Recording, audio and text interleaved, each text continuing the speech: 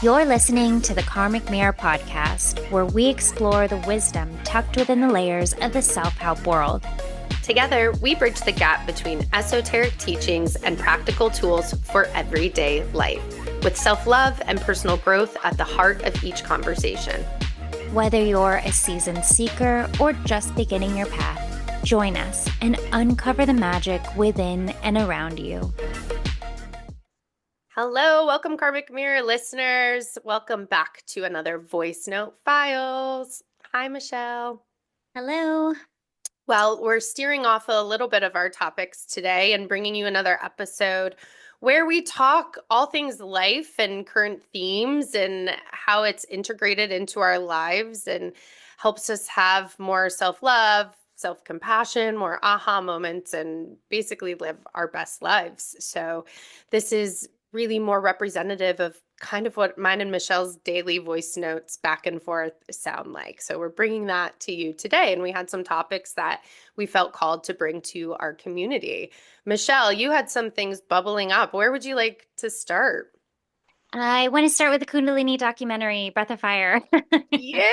Only because it's current. My friend Shane was texting me for weeks. Okay, maybe I'm being dramatic, but he was like, "You have to watch this documentary. You have to," so much that I had to go. So I had to sign up for Hulu and Max on Hulu and all the things, even though I already had it on another streaming service. We won't go down that rabbit hole of well, maybe we will, because one of my other topics is Pluto and Aquarius, but um, but anyways, so I finally watched it, and then you text me, I think, and you were like, "Are you watching this documentary?" And so first, a little tiny bit of context. One, I'll say that I've mentioned this in the in the practice in the episodes past about my experiences with Kundalini yoga and how it's something that I practiced for a few years now, although I haven't ever been super hardcore like you. I'm definitely was not the well, first of all, I'm an inconsistent in human design. So to do anything super consistent every day, and so that includes things like 40-day sadhanas where you're doing a specific practice or mantra or meditation for 40 days exactly, is just not really, it was always kind of a little bit challenging because it's not very aligned for me to do that. I need a lot more flow. So, anyways, I've kind of done with Kundalini what I've done, I think, with past spiritual practices or teachings is that I've, and I don't think this is so unique. I think a lot of people probably do this of getting really into a practice, learning it inside out in some ways, and then letting it evolve into more of a flexible kind of flowing personal practice that kind of ebbs and flows with your, where you're at each day. And so, anyways, all that to say, I finally watched the documentary and it was, I don't know, I want to say more words than interesting, but that's the only word coming Riveting. to mind. It was, you know what? Also, I think I told you and I told Shane, it wasn't very surprising to me. Mm, I wasn't shocked. I was shocked at the things that were going on, because obviously there were some horrific stories yeah. that deeply rooted in Kundalini coming to the States through Yogi Bhajan, which we know is kind of now we know to be so rife with some, I'd say, misinformation, some, I don't know, and then obviously the abuse and horrible things that were going on as his, I don't know, Yeah. community progressed and he grew in popularity through the States. So Well, I think I was asking you a little bit about your thoughts on it because since I've known you, you have yeah, such a deep rooted Kundalini practice. And at one time, yeah. you had sent me the a fist of anger Yes, I've breath said that work. to so And many people. yeah, because for me, I mean, I got it and I get Yeah. breath work. And that was really an impactful practice when I did it. I think I've sent it to other people. And watching it, I was really interested your thoughts and others' thoughts who not only maybe teach Kundalini, but are so deep rooted in it because I could Oh my gosh. imagine it's a tough pill to swallow for this to be and I feel like it's a very spiritual practice It to is, now yeah. have it, shadowed in some of the horrificness of some of the things that were going on Yeah. within the expansion of the Kundalini practice, specifically in the United States.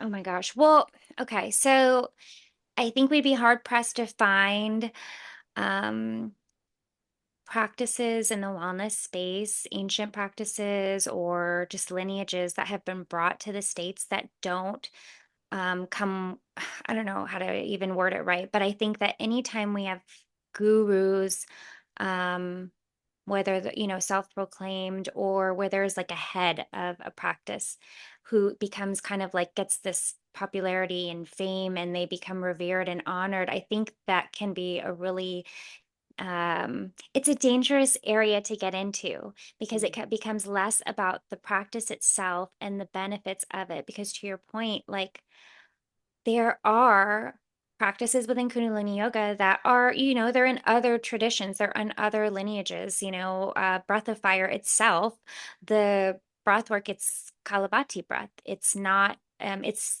practiced in other traditions. And so there are things that do work in that sense, like you feel the physical shift. Um, Even in 3 minutes, right? Mm-hmm. And so there's that, but it's just, yeah. So anyway, so I think there's always going to be challenges, right? Like how many documentaries are there out now? Look at Bikram yoga, and you have, there's anytime we as human beings put ourselves in this position to be over people of a hierarchy of being revered and honored, sort of the like spiritual pyramid scheme, anytime there, to me, that's like a red flag regardless. Yeah. So there's that. And there's also just, I don't know. I think the one big thing that came up about this documentary for me was just how um I want to be delicate, but we talk a lot. I talk a lot with clients and coaching, with you, with myself about the capacity or expanding our capacity to hold opposing beliefs, opposing Mm-hmm. emotions, to hold all of it, right? That's a practice. Um, and I think when you look at something like this, I see like the tremendous benefits of collective Mm-hmm. consciousness, awakening of, wanting of like so many people being influenced by this particular practice or similar ones, and how it has shifted their trajectory to want to be more to live life on a higher frequency, to live life from a place of love and from higher consciousness, if you will. So there's that benefit, and it's really interesting because it's how do you hold space for that, and also for the real problems and people who are still experiencing the complex PTSD from their experiences, like from this documentary. If you haven't seen it, you'll see it's a lot of the, I think, there was one woman who grew up, she was born in Yogi Bhajan's community, wherever that was, I forget, but and she grew up there. And so there's a lot of things yeah, so it's anyways, I don't have any answers. I just have a lot of just curious to talk out loud about it because it's really interesting. And the other thing you mentioned was, I started thinking about all of the practitioners or the people who have built their lives, their careers on this practice, and what happens when, aside from all of the horrific stories we heard about through the documentary and things we probably will never hear about, but on top of that, the fact that this spiritual practice for many um, is an interpretation from one man, which we don't know what the like. There was that woman who was on the documentary. She's a Sikh, and I think she does activism to, I don't know, to preserve the lineage of Sikhism, and Mm-hmm. and she poked a lot of holes in his practices, and so there's that. You're like, well, what happens now when so much of my spirituality, all of these things, and it's not unlike other spiritual practices too. What happens when your belief system gets rocked? And Well, that's what I was thinking about through the whole thing is this isn't unfortunately, this isn't uncommon. And when you think about just human beings, right? I mean, Mhm. you see this in religious structures. And Yep. does that mean that all religions are evil? Certainly not. But it marks in it and it can plague people, I would imagine. And that's Totally. really unfortunate because like you, it's or like I was saying earlier, the practice, I mean, I think it's a beautiful practice from my experience Yeah. and even just breath work. We talk a lot about that in Mhm. how healing and beautiful that can be. And it's really unfortunate when communities turn into this narrative, Yeah, totally. unfortunately. And I know I don't want to like give anything away, but there's a lot of documentaries like this where you don't get both sides. And I will Yeah. say, just from somebody who hasn't been really involved in the community, it's pretty hard to look at it and think, well, what's the other side of not Yeah, yeah. paying your employees and screaming at Yeah, them? And totally. there's proof, there's text Yeah. messages and there's those things. So it's very interesting. I think it's sad. It It's is. It's totally. It's just it's yeah, it just brings up so many thoughts and questions, and and so much reflection. I think I was talking to you and Shane a lot about how just looking back, I'm like, gosh, well, I feel like, there's this quote you see on like Instagram. It's like gut feelings are guardian angels. And while that may not be true for everyone, as we know, according to human design, not everyone has a sacral response. But for me, it's very true. And I was thinking about how I wondered why now I wonder why I didn't at the time. I wasn't necessarily drawn to take certain classes from certain teachers, but I was really drawn to others. And obviously, at its core, it's like, well, you just who you vibe with, right? Like there are certain places. Like I think I was introduced to Kundalini yoga through probably the To Be Magnetic podcast. all roads lead back to be magnetic. Yeah, totally. And probably through the podcast, through the expanded podcast, I think. And I want to say it was through Shiva Rose, who is an expander of mine. I really love her. And she was talking about Kundalini yoga. Yes, that's exactly it. It was the Shiva Rose episode ages ago. So then I got curious. I started looking up, what is Kundalini yoga? And I started, taking it. This was during COVID. So I was like, oh, let me try some of these online classes. And then found Benchen, which really, I think that's where I started being more consistent in the practice because it was with a group of women every month. And then from there, just started to kind of branch into other aspects of it. And, it's kind of evolved now years later. It's less about I think the Kundalini practice and more about like, doing some breath work, moving my body, and I think Yeah. within Kundalini, at least from my experience, I'm not a big yoga person and I've practiced yoga, but me, I don't have a crazy consistent routine or anything. But there's a lot of somatic movement, like Sufi Hmm. grind is somatic movement. So I've really stuck to these practices that feel really good to me. And that feels like a nice sweet spot. But, anyways, Feels like where it went wrong was not the practice, even though I understand that some of the practice seems as though it's not rooted in yeah, it's like, how do authenticity we to some know? degree. And maybe that's a lack of a better word, but to me it was more what's sad is it's not the practice, it was the community that Yep. really got corrupt by the Yeah. leaders. And that's really sad. And I felt really bad for the mom. That made me feel really sad. Yeah, yeah. It's interesting. Well, if you haven't watched the documentary, it does tell like kind of two parallel storylines of Yogi Bhajan, who brought Kundalini yoga to the States, popularized it. This was like in the 60s and 70s. Of course, there were a lot of, this was there's a lot happening around that time in the wellness yogi space. And then you have Guru Jagat, who really popularized Kundalini yoga in like this digital age and the digital space. She was I really, I seemed, and really proof is in the pudding. She had a very keen understanding of going viral, of shocking people with, whatever it is, whatever the vision was of really, and I think.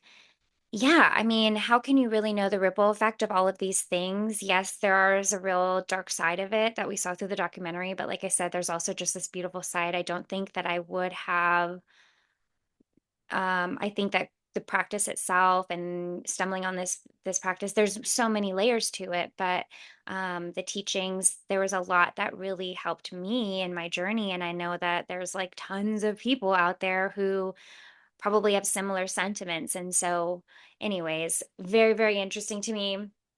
And then And how did that also, yeah, go go ahead? ahead. Was it more about the Kundalini? I was going to say, how does that relate to what were you saying, Pluto and Yeah, Pluto and Aquarius. Okay, Pluto? so moving on from Kundalini yoga.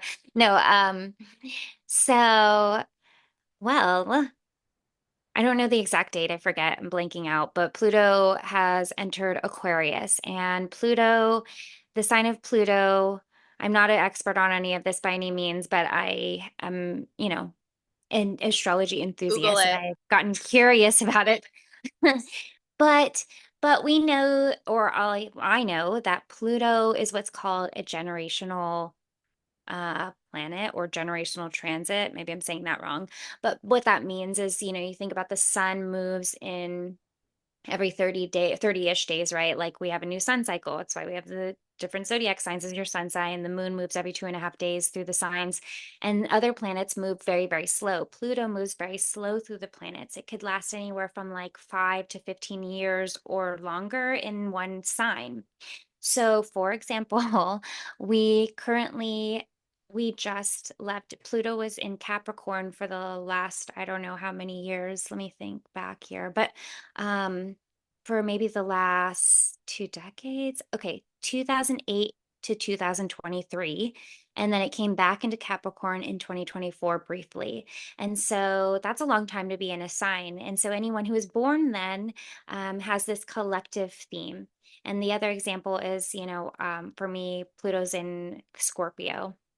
And so anyone who's born around the same time, like 5 years before, 5 years after ish, has Pluto in Scorpio. And we know that Scorpio is like all about transformation and shadow world. So collectively, this generational transit of Pluto and Scorpio, people who are around the same age as me ish, we're unearthing this slow process since it's a slow moving planet. We're unearthing aspects of our shadow, which makes a lot of sense, right? So thinking about who is Kundalini yoga been really popular with around this second wave through Guru Jagat? It's people who are in their like late 20s, 30s, like I'm 38, right? But I think that in Ben Shen, for example, they were all around the same age. So I can only imagine the number of people. So this is one example. I mean, within this My Pluto's wide. in Libra, so Okay. it's probably a little bit after you would maybe make more sense. Yeah. But even think about the themes of Libra, right? So if Pluto is this planet that's here to help us transform, and it's not here for the quick fix, it's the long term because it's a slow moving planet. It's like what aspects of generationally people who are born with it with that same transit as you are dealing with transforming aspects of Libra. Fairness, equality, balance, harmony, relationships, etc. Libra is very Venusian. Hmm. And then, of course, on a personal level, we're looking at where does it land in our chart, what house number. But collectively, we're going through this sort of similar thing. So if we're thinking of all these people, Pluto in Libra, Pluto in Scorpio, they're opposites, but they build on one another because they're coming after each other. So it's like fairness, equality, harmony, balance, relationships, and also shadow work, hidden layers of your life, like in the psyche with Scorpio transformation. So we're like doing the deep dive. So all this, you know, age of Aquarius conversation or Aquarian, age, and also just all of the boom of the wellness space of the different yoga practices like Kundalini getting really, Yeah. really big online. How many online studios can you take all of these different healing modalities because we're like these generations that are here to really unearth. So, anyways, I don't know if any of that lands, but it totally is interesting to me to talk about. But now Pluto is in Aquarius. So it just wrapped up this stint from 2008 within Capricorn. And what I find really interesting, and I don't know a lot about it, but I'm like processing it here. That's why I'm trying to learn more about it by talking about it on the podcast. Yeah. Um, is if you think about collectively what we've been going through, right, since 2008 with Pluto and Capricorn. Well, Capricorn, I think, is about structures, responsibility, right, old systems. And Aquarius is, like I said, the signs are building on one another, but they're almost like opposing in so many ways. Yeah. And Aquarius is going to, like, we see it in real time. So if we, Pluto's going to be in Aquarius. Um, for the next, I think, 2 decades or something like that. It's Yeah, gonna it's be a in there lot. for a good amount of time. Hmm. And it really is interesting to me because Aquarius is my rising sign. It's my first house. So if I'm going on this long transformative process over the next several years in the house of literally who am I, of course, it's going to be really fascinating I to just dig keep into looking it. down all the time when you're talking. I'm like, Yeah. okay, so people grab your chanting apps, pull these Get things your app out. out. And, I have to, you're looking up, you're like, well, why is she not paying attention to me? I know you know better, No, no, but no. I know exactly what you're doing. I was like, I know you're totally looking this up, but it's fascinating, yeah, I'm right? like, where's my Aquarius? My Mercury is in Aquarius in my sixth house. So interesting work in hell. Okay. Yeah, and where Pluto is for you, I think, well, anyway, so this is really cool, right? So I'm thinking about the collective themes. So if it just Hmm. wrapped up its stay in a Capricorn, now it's in Aquarius, and we're going to be sitting tight for the next almost 2 decades, I think, in Aquarius. So collectively, what are the things that we're seeing that are clear picture of this storyline? It's societal structures. It's, to me, the things that pop up are it's mainstream media changing drastically, right? If you look at statistically, the numbers of viewers for mainstream news networks are tanking, right? Like they're just, people don't pay it. How many times have you heard this year alone someone be like, I don't even watch the news? No one watches the news anymore because they're getting their news directly from the source, which is like to the people, which is very Aquarian. Hmm. We see this rise in independent journalism, Substack, right? Places where you don't have, where like Substack is a great example because you have independent journalists going to do their work on Substack where they're being paid directly by people who are interested in learning from or interested in their work versus being paid by a for entertainment profit company that, Yeah. owns multiple news networks, pushes a narrative. So we see this shift of things going towards like the collective of people taking back power versus leaning on these corporate system, not corporate systems, but like these The societal systems. foundations. It's like that's Capricorn. Like we've built these Yeah. foundations, we've had these. Yes. I was just listening to something earlier about Capricorn of really, if you think about it as it's almost like we've put the effort in to meet the goals. We're at the top of the mountain. That goat has reached the top of the mountain. And now here comes Yeah. Aquarius of like, we can switch this up and innovate and do better than those foundations as Yeah, we move yeah, it's an forward. air sign. It's like what Hmm. is out there in the ethers that we haven't, what's the unknown? And it's a lot about getting really comfortable. And if, I don't know, there's so many connecting dots, and I don't even know how to paint the perfect picture because I don't know.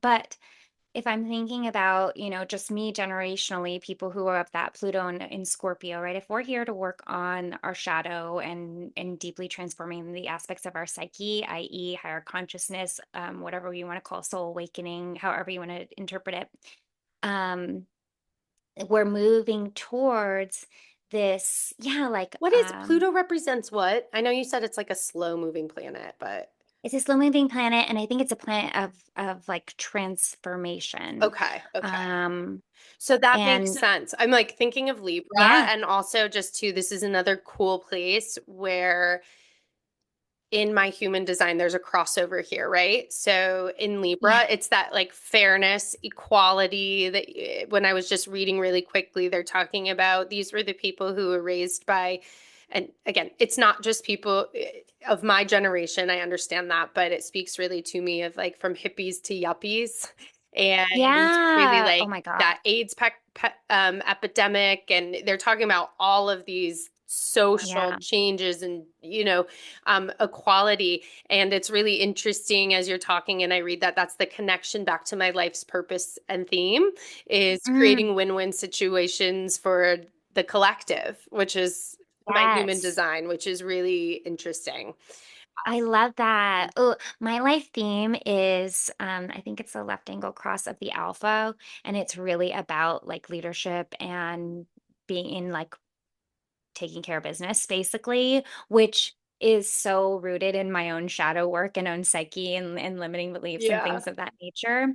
And so it was so, so, so fascinating.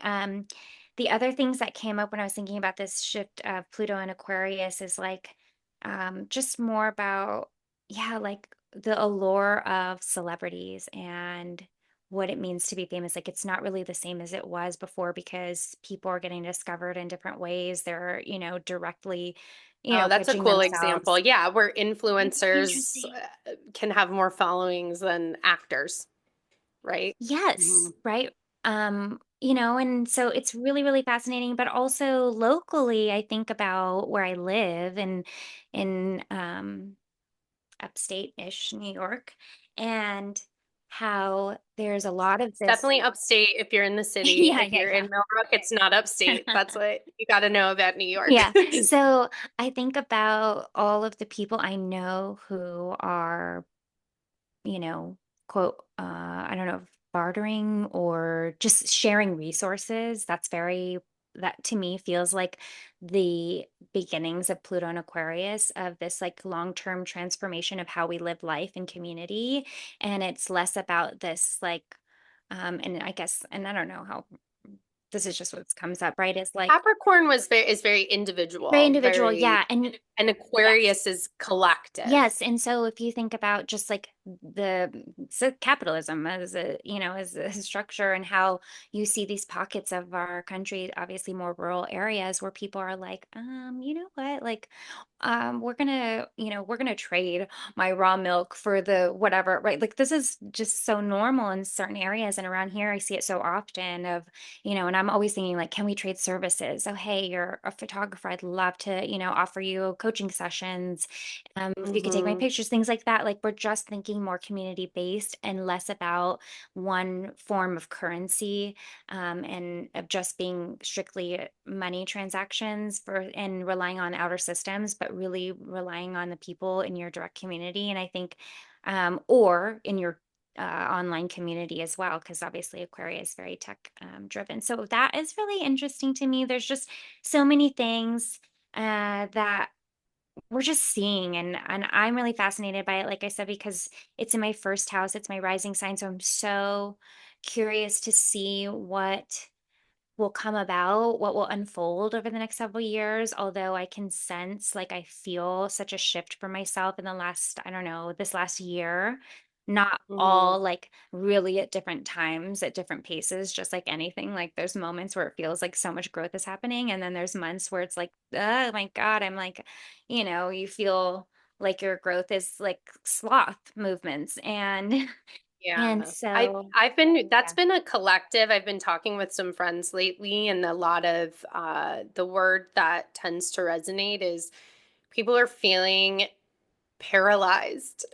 People in Oh, like this in this self not like the self-help world, but people who kind of do the work we do, get really yeah, yeah, introspective. And I say that more, the paralyzed comes more from, if you think about it, that Capricorn foundation, and that resonates with yeah, me of all of these foundations breaking down, yeah, not only as a collective, but like in my life, like the yeah. foundations of what you know to be true. And I think I've been seeing that pop up for a lot of my friends, and it's a lot. And saying, well, Pluto's in Aquarius now Yeah. doesn't always do the trick. However, from this conversation today, it does affirm, it affirms that Totally. it makes sense that that's going on. And I think the paralyzed comes from that we don't know when our foundations, which have been in place Mm, for however long energetically, start to go haywire. Not everybody can reframe and look at those necessarily yeah. in that way, but hopefully this conversation, for those listening, it helps. I kind of just had an aha, and we were Yeah. talking a little bit, like, even in the last couple of weeks, some of my foundations have really been like rattling, or Yeah. things, more so in my like family unit, but Yeah. Yeah.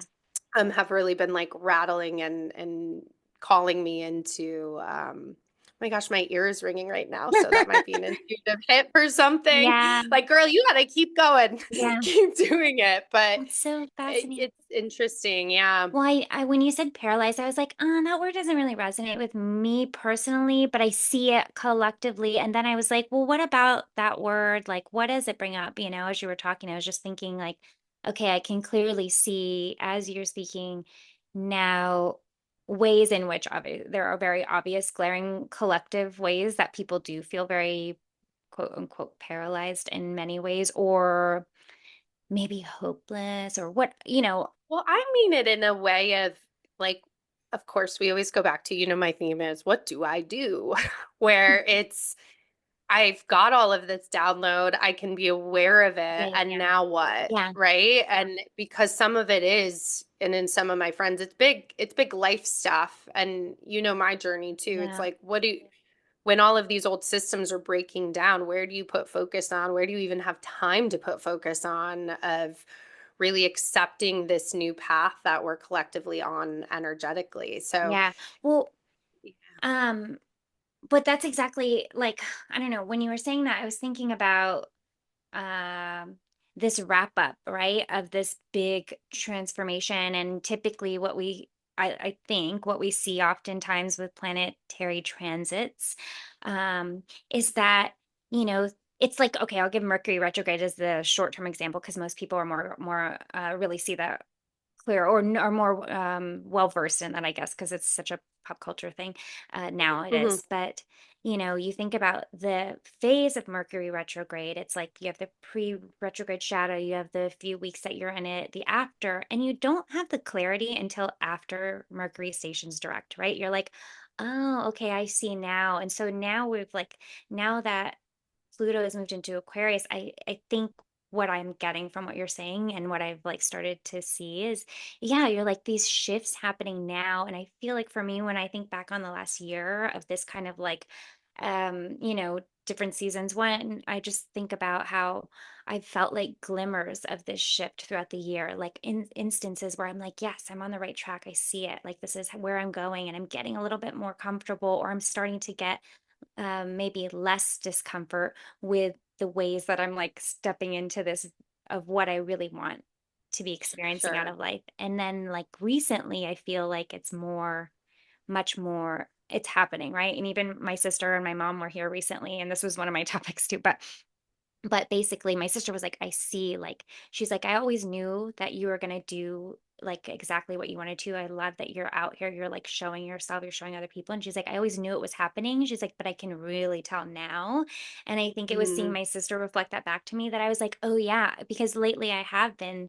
And it is this bigger shift of like, okay, I've been telling myself for the last several years that I am, multifaceted and multi-passionate, and I can do it my way and I can do the different things. And it's been like a lead up to it. And not saying that I'm like there yet, but I've started to believe it so much more as of lately because it's showing in my real life of like, okay, I've been manifesting. You're coaching during the week regularly. You're doing all these creative projects. And on the weekends, you're doing, makeup jobs, and you're activating that side of your creativity and blah, blah, blah. And then starting to see that, come to fruition in my reality is so interesting because it obviously seeing is believing. So then it builds up my confidence. And I think for me, anyways, when I yeah. think about Aquarius and you're having a rising Aquarius or whatever, right? I have all these fixed placements that are really going to be levelly impacted by this transit. But one of the Well, big and that things, it shows up different because go yeah, ahead, finish. what I I'm was sorry. thinking is one of the big themes of Pluto and Aquarius is literally trusting the unknown, of trusting that chaos can breed transformation, reinvention, rebirth, growth, all these things. And then if you think collectively, like I've heard the word chaos a lot, obviously in the last few weeks, we're in election year, and and whatever side of the road you land on, it's felt a little chaotic, a lot of chaotic, right? But I think that we're moving into this time where it's like you have no choice but to either like get comfortable with the unknown and start to get comfortable with a little bit of chaos in your life and learn, like, to me, I think maybe I'm going on a crazy tangent, but if Aquarius is collective thinking, and we know that one of the keys of like showing up in community and collective work is doing the work on yourself. There's so much tied in with that experience of like, how do I learn to embrace chaos and the unknown? Well, I need to have a freaking pretty sturdy trust muscle in myself, in who I am, in what, I need to be, fulfilled, satisfied, whatever. So, anyways, all that to say, So solved. fascinating. Everyone's solved. Okay, I think, we did it. well, We cured it. I think done. I think what was coming up for me while you were talking is that I think, right, I'm getting like agitated and I Mm, have no idea mhm. why. So I'm like asking myself, like, why am I getting agitated? And I think it comes back to what you and I talk about. Like, it's like, okay, Michelle, must be nice for you. You're coming into your own. You're like manifesting all We're these new so happy. clients. You're so happy. You're living your Aquarian life. And just to take note that it doesn't always have to look like that. And, Yeah. I breathe into like, why are you getting so triggered by that? And it's like, and not triggered, but just I'm like feeling it come up. And Yeah. what came to me was like, it looks different for different people. And so, Mhm. like, your example is like, it doesn't have to look like, oh, now you're not working for corporate America. Now welcome to the Aquarian age and you've really taken care of those energies. I think for me, what's come up, I mean, obviously, a lot of my foundations, home life, friendship, career, like, that has kind of tumbled and crumbled down for me. But I think my journey is more on the internal. I can't find the words for it, but it's almost like the soul foundation, the like self-worth Yeah. foundation. And I think where my challenge has been is I want those tangible things to like prove that there is Yeah. growth, but in reality, there's a lot of other ways that there has been that growth that doesn't necessarily, and that change and that shift that might look different than that. So just to bring that up for those who think it has to look maybe necessarily one way. Yeah, that's exactly it. Well, and also like look at where Aquarius lands in your natal chart, because it will point you in the direction of your own, really being able to ask yourself the right kind of questions, like really narrow Yeah. in and connect the dots for yourself. And for me, like, again, it's in my first house, it's my rising sign. It's like, who are you, right? This is one of the foundational cornerstone house placements Your motivation for life. yeah, like who are Yeah. you? And this is a long transit. So while I'm like experiencing these things and I'm starting to see it, I'm like, I am still far off from this dream, or this, these goals. And also, knowing it's a long transit, I'm like, okay, like buckle up. We're in it for the long haul, right? Like I'm not in it for the quick fix. And with that comes a lot of patience. But I also think this may be the aspect of Pluto and Capricorn for me, anyways, in relation to this one example, is so much about setting the foundation of doing these practices. So, like doing things that didn't necessarily, like I said, I'm not a super consistent person in my routines and in my practices. And also, I saw what kind of developing a type of consistency with self, with whatever you want to call it, nervous system work, somatics, Mhm. Kundalini, all the things. Um, I got to kind of really like, yeah, like it's like I always think of Rick Rubin, like you learn the rules so you can break them. And I think the Pluto and Capricorn, there's so many things that I was like learning and learning so that I could interpret it and do it differently. I don't know. Yeah. And Well, and I think the grace comes from what I couldn't yeah, taken a word and then I got lost because I was listening to you, but it's we've got a long time in these signs. And I think that that's where, and that's always like my button, where, oh, good for you. You got it real quick. But, I'm not 3-5 where, my learnings and my things, I have to quite literally experience them to go through them to learn and shift and have those aha moments. And yeah, so, just giving grace to that. And I think just calling out what kind of made me take a deep breath is like, we've got time. Another story. Oh, you know this. I time. always tell myself, I'm like, I'm gonna miss the energetics of the day or the thing, and Yeah, now I yeah. can't have the thing because I've missed, the full moon for that energy. It is like a real pressure cooker I Mm. put on Yeah, yeah, myself, which yeah. is a whole other can of worms. Is it cool if we shift into some themes that have been going on in my life that I've noticed a little No, we bit? can only talk about my talking points. Leo, how very Leo of I was like talking you. and I was like, I wonder when we're going to get to her talking points because I could keep going. So, anyways, yes. No, it's so interesting. I think the things that have really been coming up for me is a lot of familial stuff coming up, and as of late, what's been interesting. So there's two kind of connects here, and I'll just kind of share.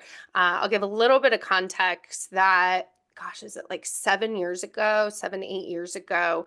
My dad, we had a real health scare where we almost lost him. He had, the short story is, an infection that they couldn't get under control. He was septic, and there was one more medicine they could try, and thanks to all the things, it ended up working, but it was a long road. And so a couple weeks ago, my dad was back in the hospital with an infection that they couldn't really track down. So of course that really hits that nerve. And as a result, my dad and I was able to get upstate and spend some time and help out while his wife was at work. And we had, I had knew it was coming because he said, when you come up here, I want to talk about some life stuff. And I'm just kind of thinking on like this transition, and I don't know how it plays into, astrologically, but it was an emotional, but it also was very like fulfilling and rewarding to be able to be that person, to have a safe place where my dad could really talk about the things he wanted to share with his daughter. Because I think, this last stint, it probably comes back. He doesn't remember really anything from that first experience. And I think this experience, he probably reflected a lot on, hey, life is coming to, my soul life on this earth is coming to an end. And so there's probably things I want to talk about. And then I think last yesterday I watched in its entirety. Did you ever watch the docu-series about Eazy-E? I think it's a several years old on Hulu. Do you know who Eazy-E Of is? course, but I feel like maybe I Okay. watched it maybe around the time that that movie came out. 2021, about his daughter, because there's a lot of Oh, maybe not. I don't know. Maybe. But yeah. anyways, The short story is that I just felt, one, a lot of blessing to be able to have I that did watch it. conversation with my dad. Because, see, you're shaking Yeah, your I head. was Does like, it click for you you know what? now a little I bit? watched it when the Hollywood movie came out, Straight Outta Compton. Yeah, they were straight out of Compton, and then his daughter, along with her mother Hmm. and one of his daughters, and a reporter, because there's been a lot of conspiracy theories. Because Easy was, admitted into the hospital, Yeah, then said he had AIDS, and then died of AIDS, right? And the family, nobody knew. He didn't know.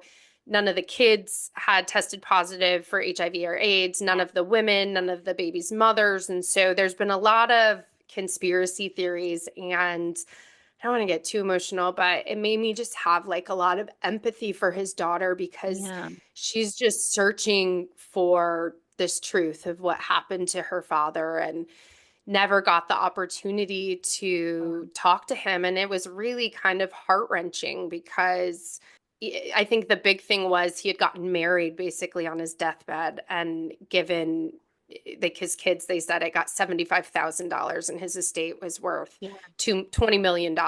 And that all went to this wife he married in the hospital. And so I can just have a lot of empathy for children. mhm, And gosh, it's just a theme, and it's just what's been going on. And not that I've been exempt from it. My best friend's dad passed away last year, mhm. and two of my best friends' fathers passed away last year, actually. And so it's just, man, a fucking weird time Yeah, when your parents start getting older, and health, and having those conversations. agree. So it's heavy, it's a lot, but it's also a blessing to be in a place where, one, my father feels comfortable having those conversations with me, and Yeah. two, where I feel like I can show up and have those conversations. And be strong in those conversations. I went downstairs to work out when we were done, and then I found myself in the shower just like crying, but Yeah. that's, more because I'll miss him on the physical earth. But so that's been a lot of we showed up today and I saw Michelle and I just started crying. Yeah. For those of you listening, she's like, "Is this your emotional wave?" I'm like, "There's just a lot going Yeah, on." But yeah. we always want to kind of show up authentic for our listeners, and I'd be remiss if I didn't just bring that topic. And Hmm. it's been a lot of family and what I've been reflecting on a lot lately as well. Yeah, yeah. Totally. To make you want to call your dad and have that talk now? No, not at all. But Yeah, I didn't think so. no, it doesn't. But yeah, well, the only other thing I had on my list was talking about family, but from a totally Yeah. But what's different interesting, take. what just clicked for me Yeah. is like, I think when we're thinking about those foundations, here it is. I've been really feeling called in my family to learn about our foundations. And Yeah. I think that that is maybe I've had an aha where this Pluto and Capricorn energy has kind of like been guiding me to lead me into the Aquarium because, to look at the past and where we've come from helps us to Yeah. really change and evolve and grow. Yeah. So it's been really interesting because I come from a family who we don't talk about anything, Hmm. nothing, Hmm. right? So there have been some things with even like talking to my dad, I just was like, what was grandma's personality like? I didn't grow up by her. And having those types of conversations are really cool because we also get to heal ourselves because I do believe that that ancestral trauma has a through line through our lives. And as our parents directly impact our lives. And I think it's just like a cool healing type of thing to do before moving into this next kind of phase of life. Yeah, yeah. And you had family in town, so you had a lot of family stuff I going on did. too. Did I tell you? I think I did voice note you about this, just about the patterns showing up when you're around family, like old habits, old patterns that you kind of resort Mm, back to. I think I had shared on Instagram too, yeah. um, about, well, also there was like a full moon in Taurus, I think, or new moon in Taurus around the same time too, right? And talk about moon phases, right? Like the moon moves signs every 2.5 days. Moves zodiac signs every 2.5 days. We have a new moon every 2 weeks, a full moon every 2 weeks, right? So everything is so cyclical. We're unearthing things in the timing that we're meant to. Whether it's a tiny little like aha moment or it's like this major thing, right? It just depends on our individual makeup and what's going on in our lives. But I think that moon in Taurus was just unearthing for me. Taurus is my moon sign as well, but it's also my fourth house of home and foundation. And I think, Oh, how fitting. yeah, and it is fascinating to me, right? So just bringing up all of these old patterns and things that we're just kind of wrapping up, I think, and or I don't know if wrapping up is the There right. any patterns specifically that you feel Oh comfortable gosh, that you can well, reflect on or call out? I just think, I was just really noticing how I respond when my like cozy bubble is disrupted. Hmm. Um, Not usually, like I'm pretty go with the flow, but specifically when it has to do with family or when the plan is disrupted, right? Like I'm not the most spontaneous person in the world. And I'm thinking about, I don't know, it just brought a real flashlight to the different dynamics of my siblings, myself, the Yeah. different roles that we all play. I started thinking a lot about karmic relationships with our parents, right? And I think we've talked about this, and I still have never read the book, but there was a podcast I was listening to that talked about this book called Spirit Babies, and it was just about the different karmic relationship that we each have with our parents. And that's why, Yeah. like, we just can't compare with our siblings because we're just here to live different relationships with our parents than one another. And so I got to witness one, just seeing like my sister, stereotypical middle child slash also Capricorn, um, who just really slash generator, Hmm. who really, um, she holds a lot of responsibility and weight of responsibility around our family, and I think between the 3 of us siblings, does tend to take on the responsibility in just a different way, and more so because she's the one that will always jump to do the things, to take care of the things for people or to be there for Yeah. someone, and, I am the baby. I yeah, I've and true to Well, those. what Yeah, you go ahead. go ahead. In true Yeah, what? just thinking about what we traditionally associate with, being the baby of the family, being the middle child, et cetera, all the things. And yeah, I noticed myself, there were certain things, like it was just kind of like up until the last minute before they were coming of like, will they come? Won't they come? Will they come? Because there was things going on. My mom wasn't feeling well. I don't want to plug the popular celebrity weight loss drug that isn't in fact for weight loss, but is for people with actual diabetes. But even still, she had a horrible reaction to it and it was not good. Well, and I think we'll talk about this in future episodes, talk about like in holistic beauty, Yeah, yeah, the yeah. nutritional aspect of, just how vital it is to, with anything, with illness, with anything, like you do all the things in the world, but if you're not eating well, if you're not taking care of your body from inside out, it is really hard for anything, for drugs, for anything to do their work, right? If that's what they're intended for. But anyways, I'm not a doctor. So I noticed with this whole like, will they, won't they? I have a lot of patience. I think you were like, oh yeah, I would be, and I was, and just really like, okay, we'll figure it out. But then it got to the point where I was like, okay, now I am getting a little frustrated. Like, let's just make a Yeah, decision and it's fine. Like whatever happens will happen. So, oh, there's more to to it. But what I noticed for of me course. anyways was just that I, one, like have a tremendous amount of patience. I'm not even like embarrassed to say that about myself, or like I don't feel like it's braggadocious. I just do. I always have. Yeah, But I know I that would once I agree. reach the point of frustration, like there's no go, like once I get to that point, at least my past experiences have shown me that there is a boiling point that I can get to. And it's like this switch and it takes a long time for me to get there. But whereas And when it yeah, and does. when it does, you resort back to the behaviors. And when I'm around Hmm. family, it is kind of this bratty little baby of the family behaviors. And so I instantly started noticing it and I could feel it bubbling up and I wasn't acting on it. I wasn't saying anything. And because I've done the freaking work and Yeah, yeah, and I've yeah. built up enough of a muscle to have the inner dialogue with myself to like stop before I react in ways that just I don't feel good about. Anyhow, I voice noted you and I was like talking to myself, or, like I was even journaling about it because I was like, Moving the wow, moving energy, calling a thing a energy. thing. Yeah, I was Yeah. like, "Oh, I see this. I see those, like, past behaviors of being a little brat or a little biatch coming up."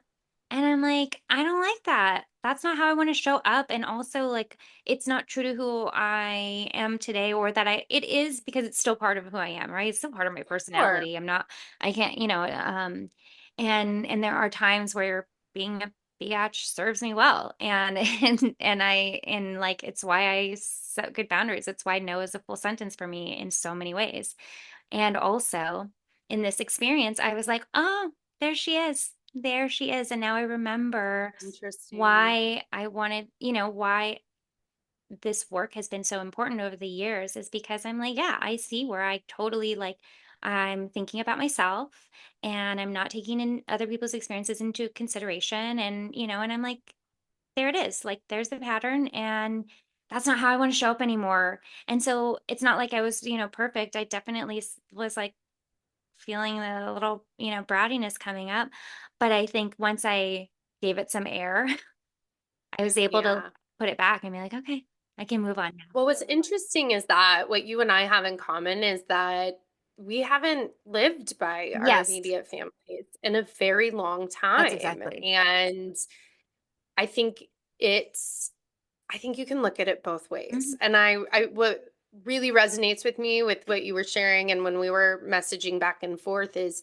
one, we've just had the space to do our quote unquote work and to recognize those patterns. And, you speak, I'm the youngest also. And Mm. while that doesn't mean that our roles are exactly the same in our family units or that it shows up. But I was thinking my life coach one time said to me, she was like, well, yeah, that's because you can be a little bit of a brat sometimes. And Yeah. I was like, yeah, that's fair. Yeah. And I know it shows up probably different, but yeah, I think about when you're sharing, and I'll just, if with your permission, kind of use like your family Yeah. dynamic is like, your sister lives by your mom. Yeah. And so they're in that ongoing family unit Yep. and you live across the Mhm. country. And so it's always very interesting. Like we do get the time and the space and we can make arguments that everybody can set boundaries and make the time and the space regardless of geography. But I do think geography allows us more of that space, right? Because Totally. like your mom can't just show up at your Yeah. house if you're not answering phone calls, right?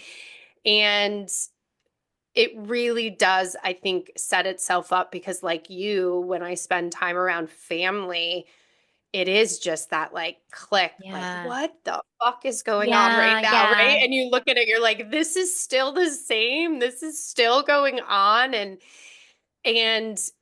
our job and what you and I continue to try to do is right, like that's your nervous system and you breathe through it and Hmm. we want to show up as our most loving and kind selves because we love our family, but it can be really triggering sometimes. And I think Totally. how it shows up for me is, I was always the freezer and Mm. and so I've really like doing the work with my family when that stuff comes up. I have found myself not going into fight mode, but I have found myself shifting and giving myself permission to have a voice. Yeah. And it's it's interesting because then you see family react different, Totally. right? Yeah. Because they're used to Allie being the freezer and just like kind of the fly on the wall while all the chaos is going on. And that's been really interesting. I mean, did you shift patterns or behaviors? Do you think like your mom and sister noticed any of that I or? don't know. I think I definitely, for sure. I mean, I think that it was just overall, like, first of all, the trip itself was so lovely. It was great. Like, there's no issues. Yeah. It was just that lead up to it of like where I felt myself getting impatient of like, okay, guys, like, let's make a decision. And, I'm so like, and also taking again, like the pattern, I think at its core was like resorting back to this like me kind of attitude. And totally funny because it's like opposite of what you're just describing is like, I will like pause before because I'm usually the person that will just like say what's on my mind. And I'm such like this is, and not necessarily on my yeah. And I think just pausing and realizing, is this am I saying this for me or is it truly like, is this going to get the message across that what my intention is, or am I going to, maybe ruffle my mom's feathers or something in a way that is just so unnecessary and not Yeah. fair and so there's that, thinking about my sister's an emotional authority.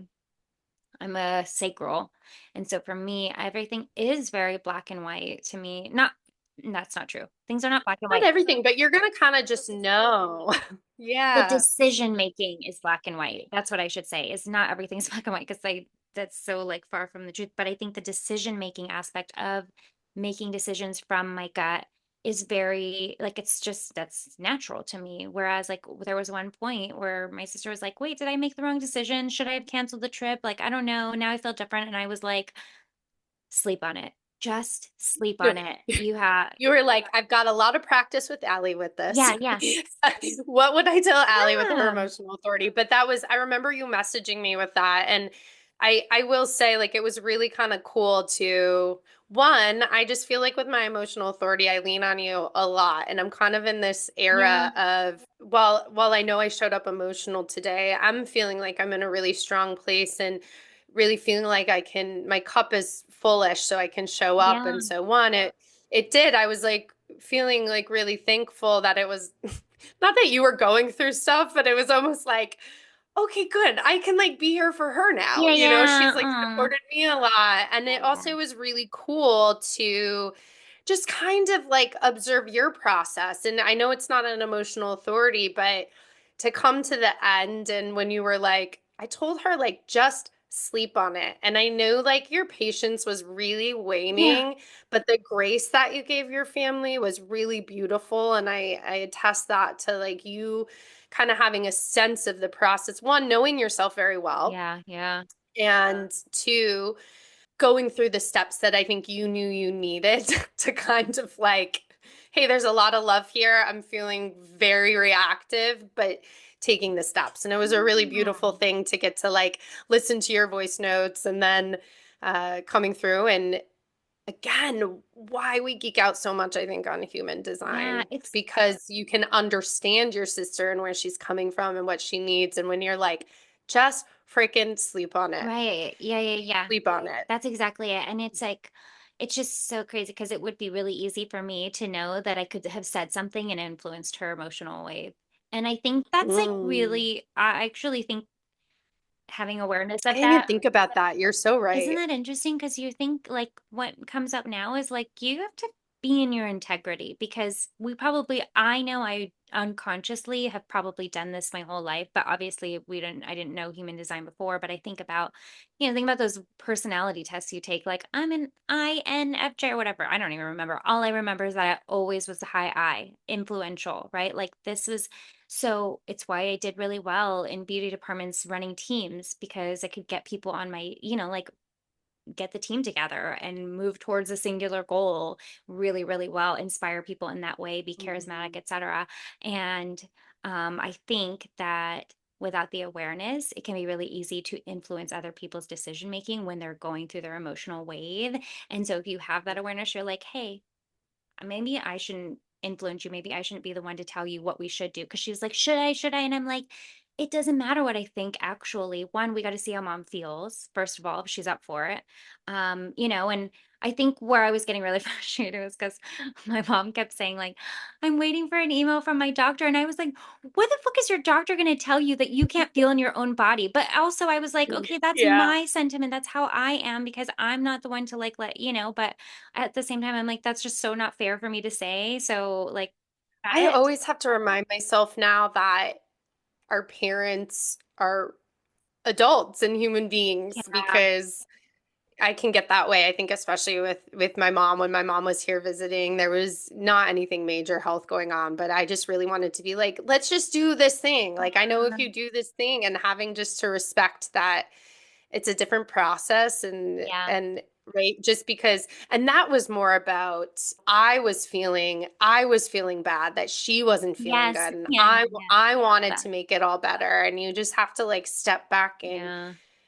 like I don't mean to be demeaning, like of course our parents are real human beings, but I think, with children, and I don't know how old your mom, my parents are in their 70s, but I Yeah. think we do a real disservice to as our parents get older, because we want to treat them with maybe two kid of gloves, and that's, they don't need it, Yeah. Yeah. but Right. You're should. like, oh, yeah, I forgot that they've been doing life. Not only did I come through her body, but she's been doing life for double the time I've been alive. So, you know, well, Maybe you she don't know knows some more. stuff too. Yeah, yeah, that's exactly it. And it's such an interesting thing to just watch this dynamic as it evolves because it really does evolve over time and we just see each other so differently and or maybe we I will s- don't, but that part is really interesting. I did pull up because I was curious to know yeah. where Pluto lands for people of that generation. And so I want to say Whose generation? Your mom's? yeah, and so I want to say Okay. this is 1937 to 1958, which I don't know if your parents land within there, but both Yeah, my that's both parents mine. do.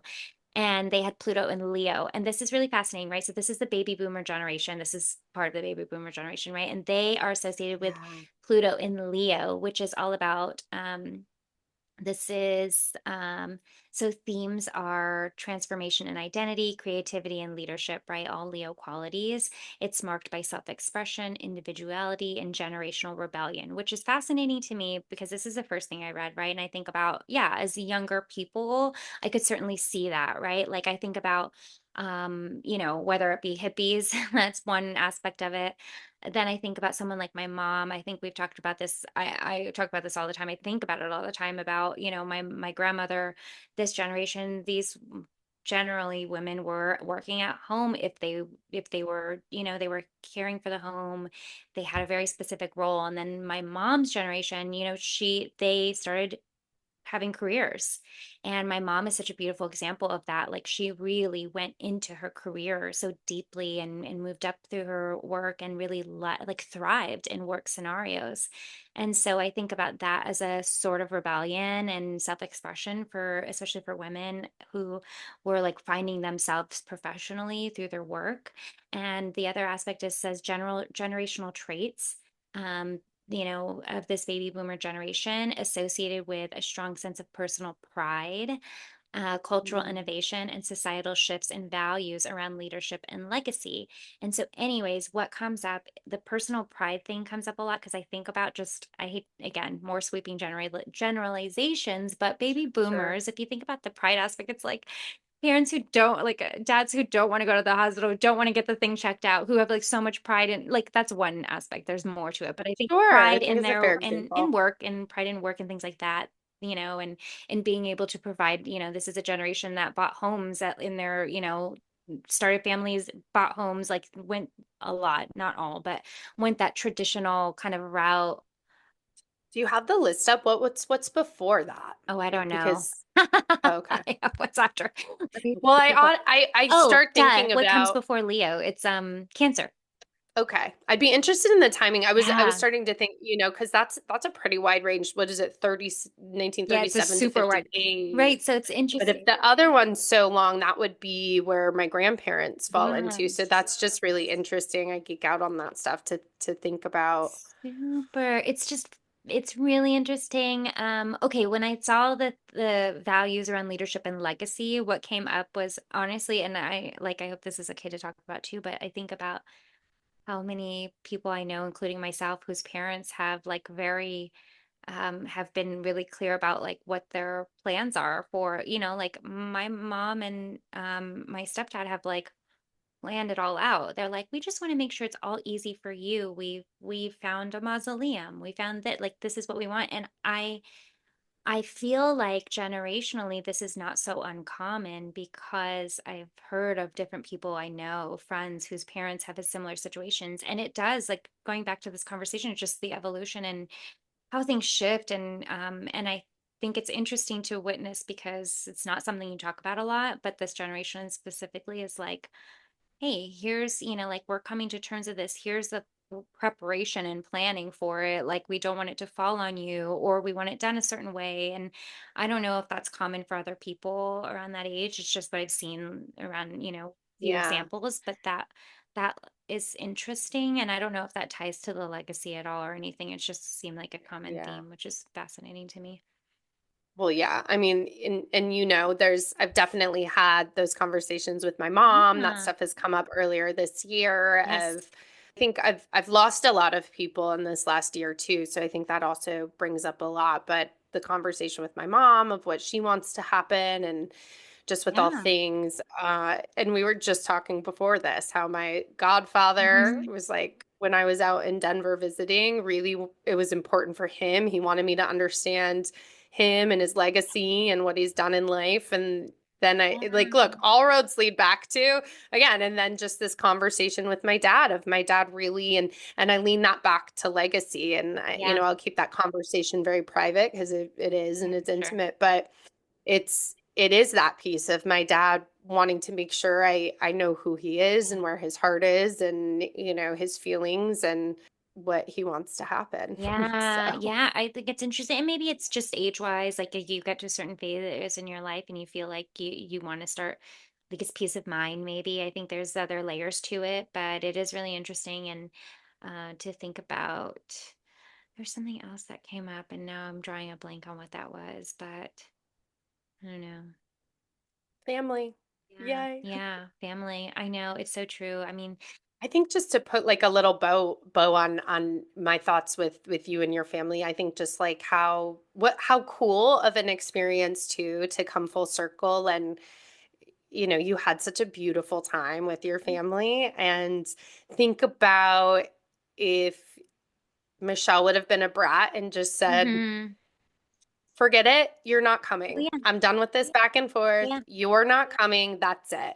And you were really able to lean into being really kind and acknowledging that there's three Right. souls on this journey and in these Yeah. plans, and everyone works different. And the end result, I think, is really beautiful. And now, your brain gets to see a cool, your neural pathways get to kind of like shift of, For you did so many things like quote unquote right, but or maybe so many things to support you, which ultimately supported your whole family dynamic. Mhm. And how cool. I know for you it's rare that you get alone time with your mom and your sister without the whole family and Yeah. nieces and nephews involved. So very, very It cool. was great. I loved it. And it just, yeah, it was a great experience. Kelly Clarkson. Oh, Kelly yeah. Clarkson. Speaking of, we did go see Kelly Clarkson, and I will just say this much. Like, I think I always say that Her talk show, just so oh, everybody yeah, knows her her talk talk show. show. Yeah, yeah. Mhm. I'd never watched it before, but I freaking love her as as a person. I don't know her, but I just always think she's got to be like so real and authentic, and I've always been inspired by her. But there are mannerisms and things that do remind me of my sister a lot too. I always say this about you some else a lot of times too, but Kelly Clarkson, just the way that she talks and things like it does remind me of my sister. And the funny thing is my sister sees herself in a lot of ways, like in the way that she acts. And I think going to see her live, seeing her behind the scenes, making mistakes, laughing at herself, making funny jokes was so expansive for my sister. And there were moments where she was like, I'm not even going to worry about how I talk in this way because she does this too, you know? And I'm like, this is so, Kelly Clarkson does yeah. it. I'm gonna do it. And I was I like, this love is so that. cool. You know, this is the this is the epitome of what of having expanders in your life, people who just expand you to the possibilities of what you can experience and also give you permission to be yourself because you see that in them. And I think she's one of those human beings that whether you listen to her music, whether you watch her show, like I don't even listen to her music anymore. It's been ages. I don't watch her show. I mean, I probably maybe I will now, I'm just but I kidding. have just always been a fan of her as a person because I think she's She's so just the freaking cool. I best. think she is so authentic and so I have every yeah. one of her CDs until digital music started coming Oh, and out. I So love I have that. all of I mean, those. I probably And did too because she was, I mean, hello, American Idol. She was so amazing. She I remember continues to being at be. college and I had taped on a VHS the finale. And I was like, nobody tell me, do Oh not my tell God, me who won like the first American Idol. that's And then it's funny. like after hours, which if you don't know what after hours is, it's when the bars close and we're back at our apartment, still Oh, partying got and it. drinking. And our neighbors came up from downstairs and were like, I'm so happy Kelly Clarkson won. And I was just shattered. I was like, I didn't know You're yet. like, But no. yeah, I love her. And her last album was it was her breakup album, and it literally came out with My Big Bang. So there's a lot of Oh. songs on there that really just like resonate and were so hardcore, but she's a badass bitch She in the most super loving is. way. I don't think that And there's so talented, yeah. ridiculously There's nothing talented. she can't sing. I really think that's true. I think that she can sing literally anything, backwards, forwards, and she's just so talented.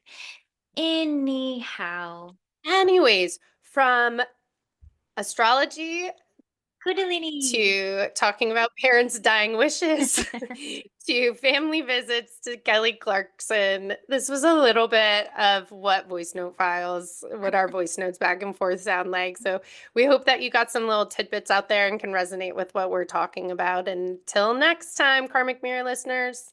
Bye, everyone. Thanks for tuning in. If you resonate with today's conversation, connect with us on Instagram at Karmic Mirror Podcast and send us a message. And don't forget to subscribe wherever you listen. And if you're loving Karmic Mirror, we'd appreciate a glowing review or a share with someone who could benefit. As we close, remember, life is not a one-size-fits-all approach. How are you honoring your unique path?